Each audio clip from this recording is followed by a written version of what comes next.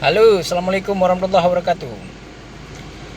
Jadi nyongan bahasa Aceh manteng, lun kena pegah barakarakan agam yang kali makawin. Nyo begagetan ngau rineng, karena baklun kalen dali hanali cerita ke urang tuha wai pegah bahwa urang ineng siare asam. Nyo orangnya getat je kalau tume ngen yang kaumu peplu kalau menikah karena hana mujan merempok judu. Pukul karena judu ka gaduh wate awai atau memang hana lahilom.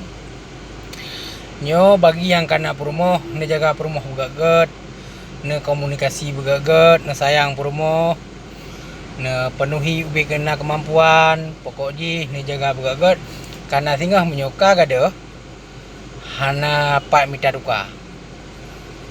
Betul urang pegah bahwa janda semakin di depan betul karena menan janda menan asal laki lain. Pakon karena jumlah urang ineng sang bak dali ka semakin nin. Ya.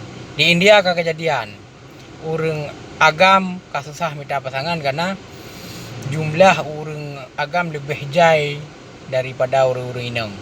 Sehingga awaknya nak kendala dalam hai rumah tangga.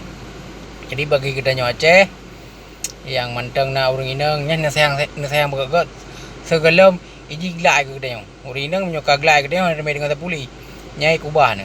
Jadi kepada rekan-rekan yang sayang ke perumoh selamanya, ne sayang juju bet dabu-dabu bet nepung pengut menyopih ne kena mengkawin dua ne pegah berjelah-jelah iji pinai doh cok keputusan pukul lanjut menjadi pendamping drone atau IPO imita orang lain yang hana galak semadu ineng.